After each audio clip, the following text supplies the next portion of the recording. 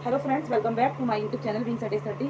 आई hope आप सभी अच्छे होंगे और अपने एग्जाम के पेपर अच्छे से कर रहे होंगे। मैं आप सबको बताने वाली हूँ आज कि जो गलती मैंने करी अपने एग्जाम में वो गलती आप ना दोहराएं। क्योंकि सीटेट का एग्जाम को इतनी बड़ी बात नहीं है, लेकिन फिर भी किसी थोड़ी बहुत हमारी गलतियों से, छोटी छोटी गलतियों से सीटेट का एग्जाम उसका पास होने का रेशियो बहुत कम होता है। अगर हमारा अपना सीटेट के एग्जाम के लिए हम प्रॉपर स्ट्रेटेजी बनाकर रखें और डेली स्टडी पर ध्यान फोकस करें तो हमारे एग्जाम इजीली क्लियर हो जाएगा फर्स्ट टाइम में। तो जो लोग इस बार एग्जाम अपना देने जा रहे हैं उन लोगों के लिए कुछ बातें हैं जो हमें ध्यान में रखनी पड़ेगी सीटेट के एग्जाम को क्लियर करते समय। सबसे पहली बात तो ये लोग हम लोग एग्जाम को देने से पहले अपने जो टाइम मैनेजमेंट है उसको प्रॉपर ध्यान रखें। जैसे कि हमारा 150 मार्क्स का क्वेश्चन आता है, 150 मार्क्स ही क्वेश्चन होते हैं उसके लिए। तो हर एक क्वेश्चन को 1 मिनट दें, 1 मिनट से ज़्यादा किसी को क्वेश्चन को टाइम ना दें।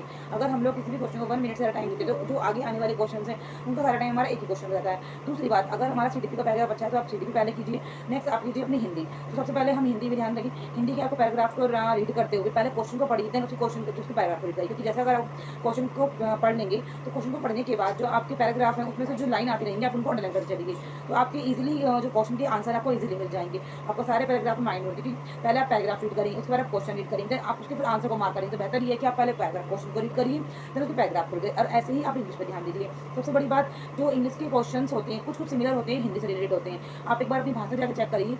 जो लोग वो फर्स्ट अटैम्प्ट देने वाले हैं, कुछ लोग कंफ्यूज रहते हैं कि हम पेपर में तो हम लोग कुछ लैंग्वेज हमने फर्स्ट लैंग्वेज में इंग्लिश लिया है और सेकंड में हिंदी लिया, लेकिन पेपर एग्जाम करते समय वो लोग इतने हो जाते हैं, इतने कंफ्यूज रहते हैं, तो वो अपनी जो लैंग्वेज है उसको गलत कर जाते हैं। तो आप सभी को पता होना ये बात पता होनी चाहिए कि हमें दोनों में से एक हमें लैंग्वेज 1 में हिंदी और लैंग्वेज 2 में इंग्लिश, या फिर लैंग्वेज 1 में इंग्लिश और लैंग्वेज 2 में हिंदी, इन दोनों में से एक लैंग्वेज लेनी कंपलसरी है। तो उसी को ध्यान में रखते हुए पेपर सोल्व करना है। अब हमने फॉर्म में कुछ भी भरा है, लेकिन अगर हमने जो फॉर्म में लैंग्वेज भरी है हमें एग्जाम में भी वही लैंग्वेज सोल्व करके आनी है। ऐसा नहीं करना कि हमने फॉर्म में तो भरी है हिंदी, फर्स्ट हिंदी और सेकंड इंग्लिश, और एग्जाम में हम फर्स्ट इंग्लिश और सेकंड हिंदी करें। तो इस बात का जरूर ध्यान रखें, वरना जो आपकी ऑन मार्कशीट है वो चेक नहीं होगी, वो रिजेक्ट कर जाएगी। इस बात का ध्यान रखें। नेक्स्ट हमारा जो टॉपिक है ये कि जो इंग्लिश के पेडागोजी क्वेश्चन आते हैं वो कुछ कुछ सिमिलर होते हैं हिंदी की पेडागोजी से। अगर आपने हिंदी के क्वेश्चन पढ़े, जो अगर आपके डाउट्स हैं आप ध्यान से देखिएगा कि जो अगर आप हिंदी के क्वेश्चन आपने क्लियर कर लिए तो उनकी जो लैंग्वेज है वो सेम इंग्लिश की तरफ होती है। अगर आपको कोई क्वेश्चन समझ में नहीं आ रहा इंग्लिश में तो आप हिंदी में आकर देख सकते हैं। दूसरी बात ये, तीसरी बात ये कि आप इस पर ध्यान रखिए कि कुछ चीज़ें ऐसी होती हैं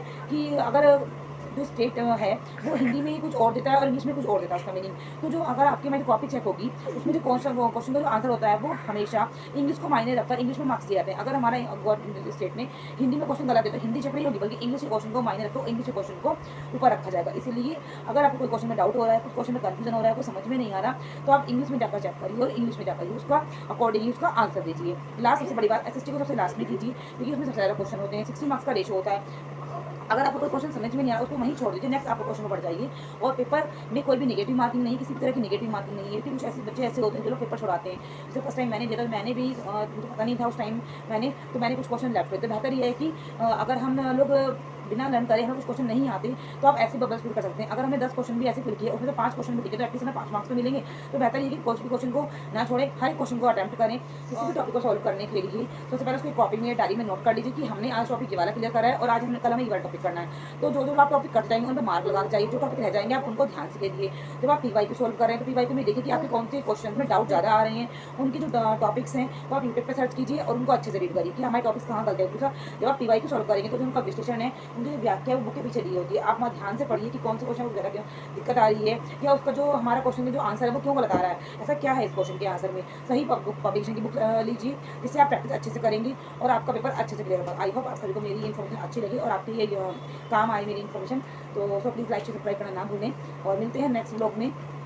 जब तक के लिए बाय बाय, राधे राधे।